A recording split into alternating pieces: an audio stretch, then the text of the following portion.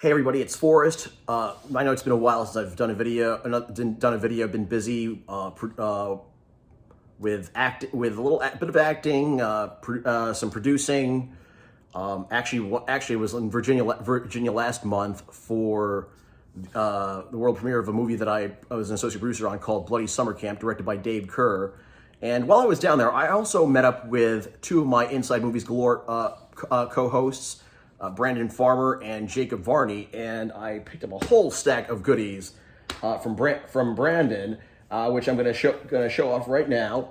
Starting off with a little movie called Mutant Man. It's this no budget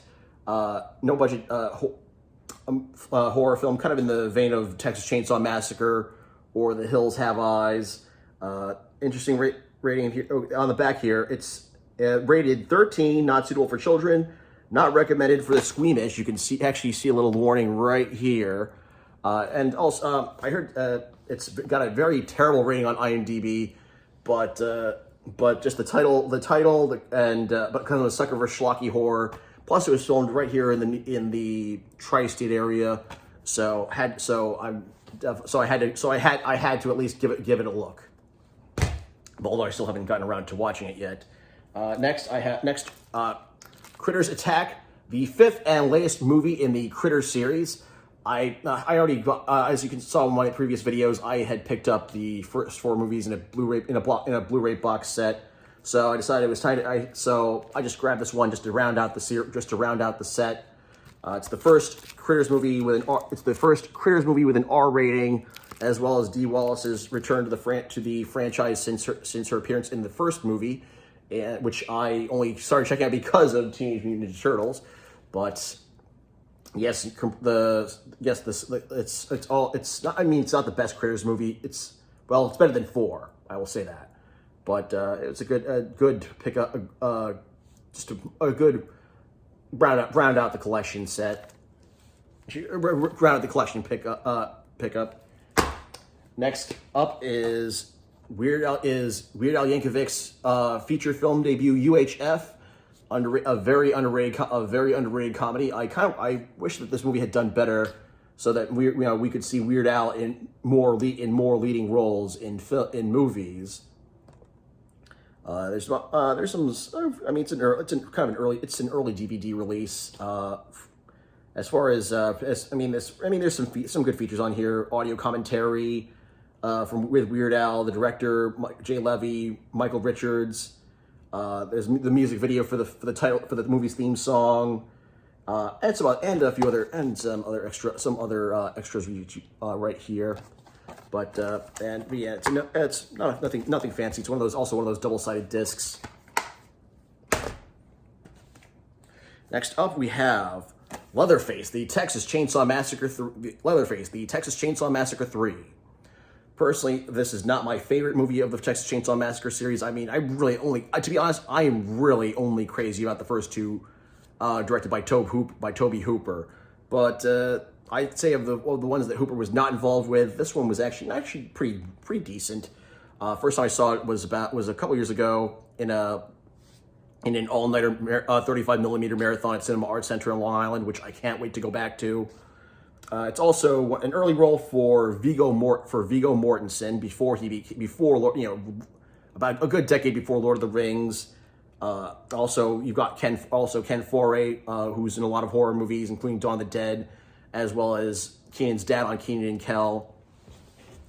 But this one's it's got both the theatrical and the unrated versions, which I have only watched the theatrical version. So this was I'm glad I snatched this one up. And it's got as far as special features, it's got commentaries, making of documentary, deleted scenes, alternate ending, trailers, all that stuff that we used to have on home releases.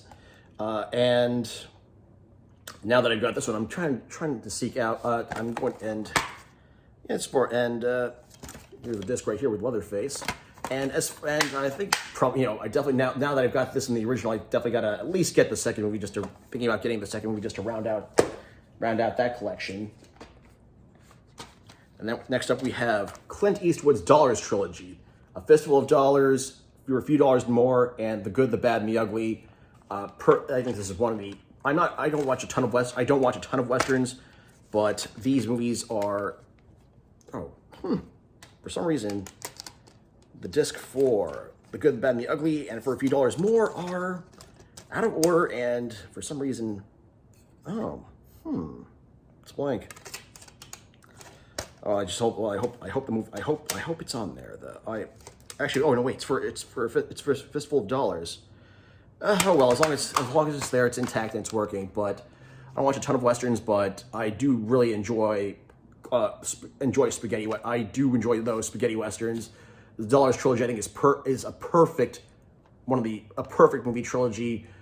Great between Clint Eastwood, gritty performances from Clint Eastwood and Lee Van Cleef and Eli Wallach. Some fantastic direction by Sergio Leone and Ennio Morricone scores. Oh my God, they're so good. Actually, the Ecstasy of Gold from The Good, the Bad, and the Ugly. I first heard that from Metallica, because they always play that at the beginning of their shows, and so that kind of prompted me to check these out. Plus, also it was also around the time I was getting into Dirty Harry, so I was kind of just curious to see what else Clint Eastwood had done. Next up, unrated cut of Eurotrip. This has always been one of my favorite comedies since I was in high school. My favorite high school comedies and favorite raunchy comedies.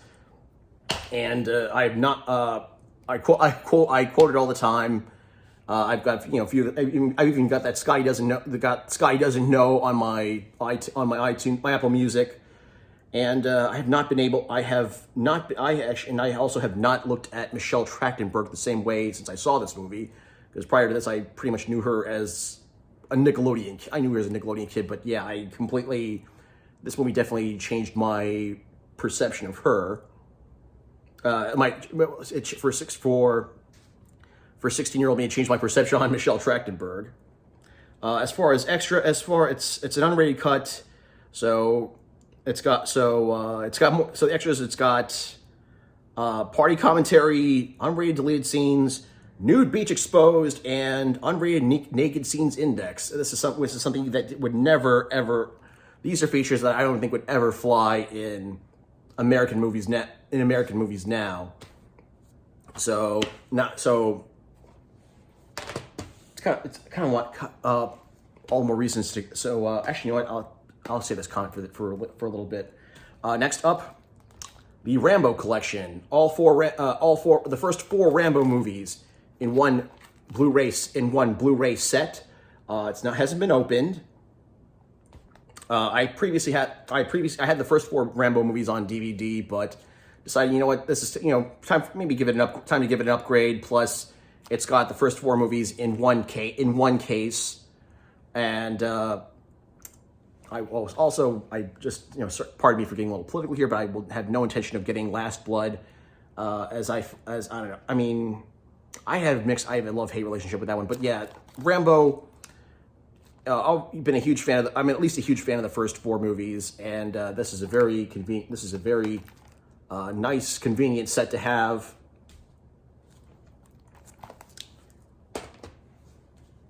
Now we have two John Hughes movies. Ferris Bueller's Day Off, Planes, Trains, and Automobiles. I was kind of, when I was there, I was also definitely going for stuff that I definitely knew would have replay value for me. So Ferris Bueller's Day Off, one of the greatest teen movies of the 80s. Also recently had its 35th anniversary. Planes, Trains, and Automobiles, great, two of the best, one of the best movies for both Steve Martin and John Candy. We'll also be discussing it on Inside Movies Galore this month, and also one of my favorite Thanksgiving movies. As far as special features, there's not really much for Planes, Trains, and Automobiles, but for Ferris Bueller's Day Off, they've got a making of some documentaries and behind the scenes behind the scenes special features. So definitely it's got that going for it. Next up, a couple of Stephen King movies. We have Silver Bullet, Graveyard Shift. No special features on them. This is from around the time that Paramount was really being cheap on special features or skimping out on them. Graveyard Shift, I'll admit I have never seen, my curiosity was piqued when I found it. Silver Bullet, I think, is one of the best werewolf movies of the 80s. It's also a good watch, good 4th of July watch, which I did watch this 4th of July. Also, Gary Busey being Gary Busey. And for the last of these, all right. And for the last and finally, we have the first 4 seasons of Rugrats, aka the only seasons that matter. I'm one of those Rugrats fans who stopped watching after the first movie. To me, I think the comedy, it was the loss of Paul Germain as a writer. Plus, which actually, I'll admit, Paul Germain had nothing to do with season 4, but it was still pretty watchable. But I don't know. I think once they added Dill, I lost interest. Plus, actually, this season 4 disc has the vacation special, which you will not find on Hulu or Paramount Plus, and stuff like that is exactly why I still buy physical media. So that's all I've got. And once again, I want to thank you, Brandon, aka Septum Sin, for letting me have this. Oh shit! All right, for letting me have this whole set right here. So and also, if you have not seen my appearance on Septum Sin versus the World's channel, which is Brandon Farmer's channel. You can check it out in the link below. If you like what you see here, hit like and subscribe. Also, if you have recently picked up any movies or TV shows, please tell me what you've got. If you're a collector of physical media, especially of movies and TV shows, what have you been picking up lately? That's all I've got for now, and I actually have to be on my way to Brooklyn for a double feature of Trauma's Slashing and Slashing the Final Beginning. So later.